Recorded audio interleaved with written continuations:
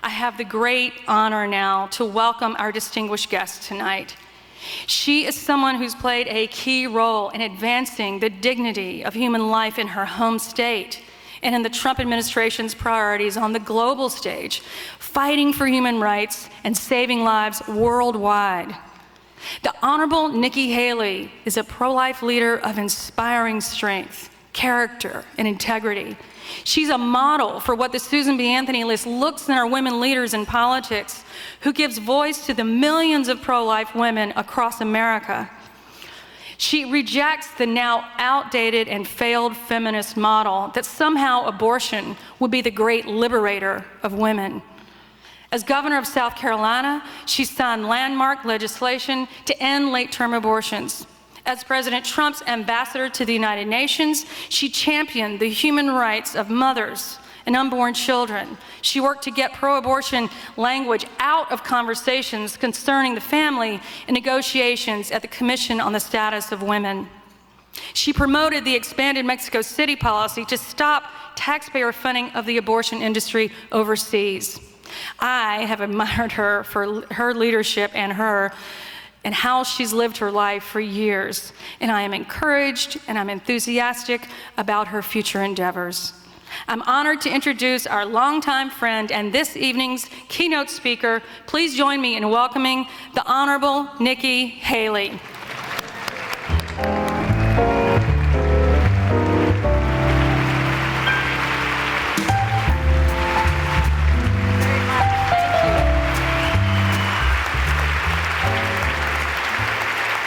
Thank you so much.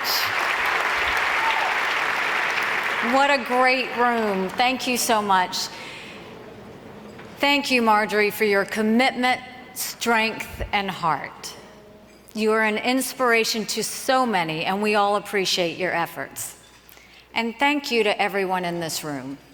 I am so grateful to you, not just for being here tonight, but for showing up and fighting every single day. Each of you is doing something extraordinary. You're saving lives, so thank you.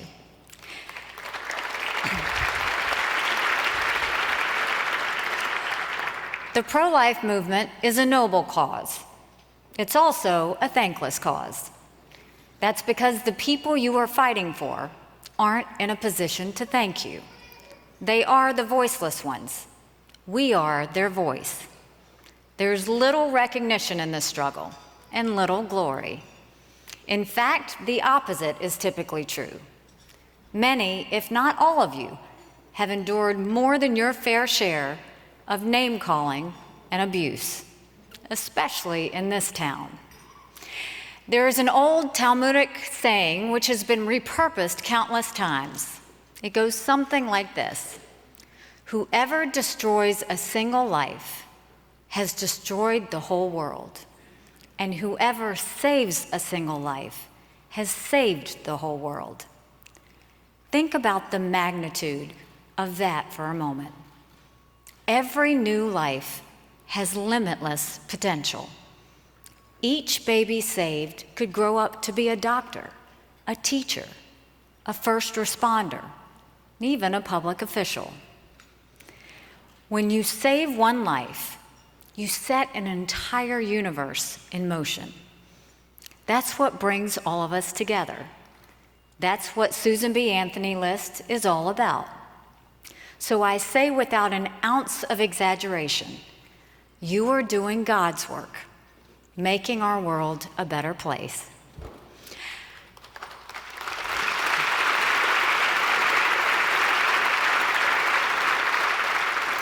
I stand here tonight as a wearer of many hats: ambassador, governor, daughter, military wife, mother, and the biggest Clemson Tiger fan ever. You think I'm joking. I'm not. Ask Coach Davo. All of these titles are part of my identity. All of these experiences have shaped my values and my connection to the world. They are indispensable to my story, and they're the reason I stand before you tonight. Many of you know I am married to my incredible, super cool husband, Michael. He is a combat veteran and a major in the South Carolina National Guard.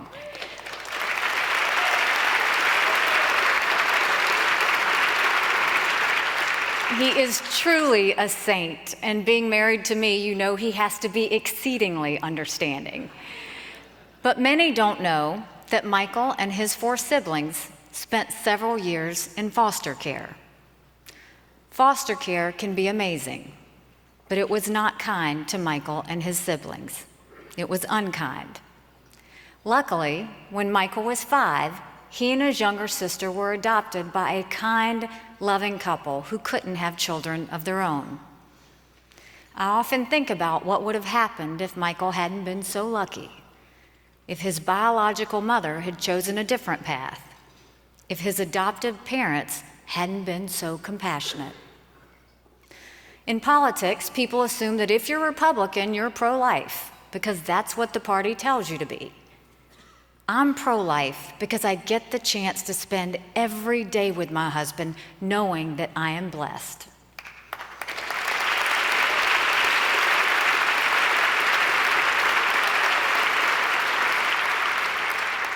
Many of you also might not know that Michael and I struggled to have a family of our own.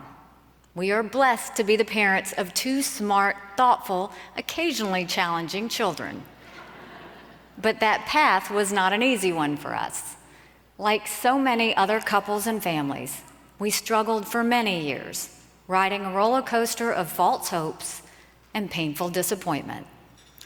Throughout the slog of doctor visits and invasive tests, I had days that tested my faith and my resolve.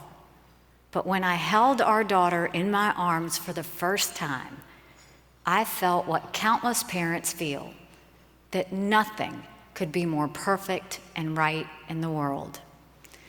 These experiences, the good and the bad, solidified for me what I had known long ago intellectually, that each and every life is a gift from God, that so many loving families want more than anything to raise and love a child. I can't stomach the idea that we wouldn't do everything in our power to protect and nurture those lives. As governor of South Carolina, I was proud to sign legislation that banned late-term abortions, protecting babies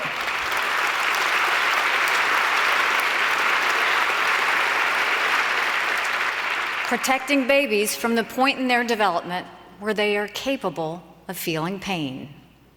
Many people praised this action, but many others criticized it.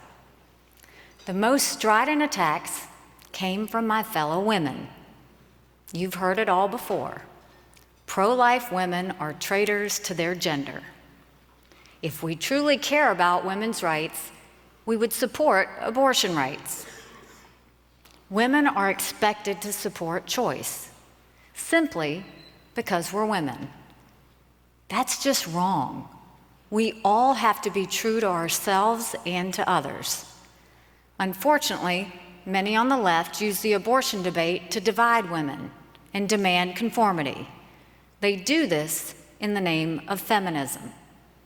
But that is not real feminism. The idea that women must adhere to a particular set of values is one of the most anti-women ideas in today's culture.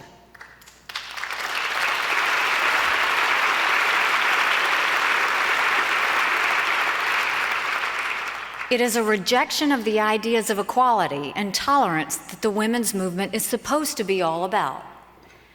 As a pro-life female governor, I was blessed with a unique platform, and I made every effort to use it appropriately. Not to lob attacks at people who disagreed with me, not to diminish the other side, but to reframe the debate, to explain that being pro-life is not about being for or against women. It's about being for a baby's right to live, the most basic right there is. As U.S. Ambassador to the United Nations, I was privileged to travel to many corners of the globe. I saw many wonderful things, but I also saw some horrible things that I cannot unsee. I heard stories that linger in my memory. In Syrian refugee camps, I saw what happened when the war criminal Bashar Assad used chemical weapons to murder and maim innocent children. In South Sudan, I sat with crying mothers who told me the horror stories about how soldiers took their babies from their arms and threw them into fires. In the Congo, I talked to boys who had been captured at young, vulnerable ages and put into the horrible life of child soldiers. In Venezuela, on the Simon Bolivar Bridge, I watched parents and children walk for hours, each way in the blazing sun, to get the only meal they would get that day, given to them by the Catholic Church just on the other side of the border in Colombia. There are starving children digging through trash cans looking for food. I have seen places where life has been incredibly cheapened. It will always haunt me.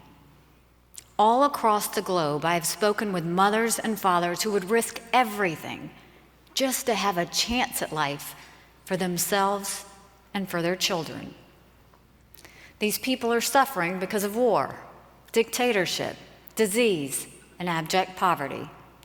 They are a devastating reminder of the evil that exists in the world. It is the reason we should all step back and remember to be grateful, because on our worst day, we are blessed to live in America.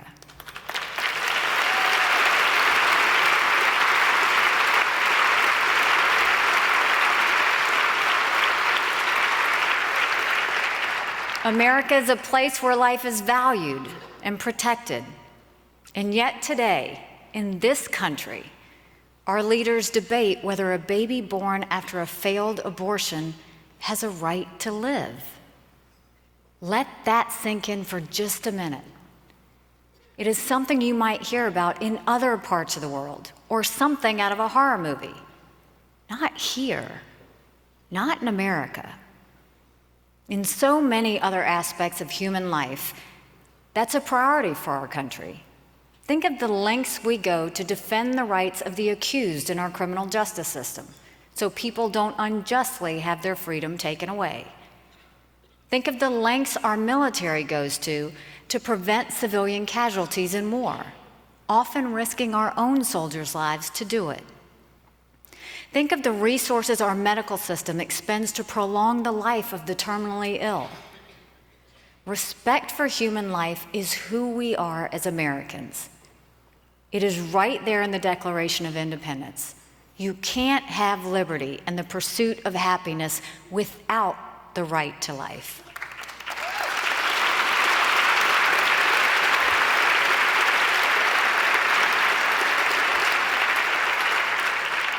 That's why Susan B. Anthony's list work is so important.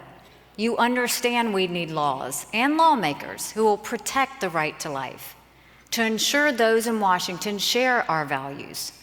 You have activated a nationwide network of more than 700,000 Americans ready to educate our fellow citizens on pro-life issues. You work tirelessly to support pro-life candidates, especially women, and advocate for policies that save lives. I'm an optimist. Our national history makes it easy to be an optimist. We often toss around words like liberty and freedom without appreciating how groundbreaking they were 250 years ago. When the colonies declared their independence, it was a bold experiment, the likes of which the world had never seen. The odds were not in their favor. War, famine, disease, discord, any number of disasters could have destroyed the revolution in its infancy. And yet, here we are today, the most powerful and generous country in human history. America cannot escape her exceptionalism. The values that give birth to our nation and live in all of us, they live in the spirit of this country, and they cannot be snuffed out. In her last speech before her death in 1906, Susan B. Anthony declared, quote, Failure is not an option. She was right then, and she's right today. We Americans have a wonderful way of living up to our destiny. The citizens of this country are good-hearted, generous, and brave. For all of our problems and all of our sins, we are blessed to live in the greatest country in the world. Even when we falter, we rise up. Even when we veer, we find our way. Take heart and remember, no matter the struggle, no matter the lows, life will prevail. Some people are afraid to talk about the pro-life cause because it's too personal, too uncomfortable. Well, of course it's personal. What can be more personal than the right to live? If we want to make a difference in the world, we have to embrace the personal and the uncomfortable. Even though I'm a private citizen now, I know I'm too young to stop fighting. I'm loud and proud and will always fight for the things I believe in. Like Margaret Thatcher said, if you want something said, ask a man. If you want something done, ask a woman.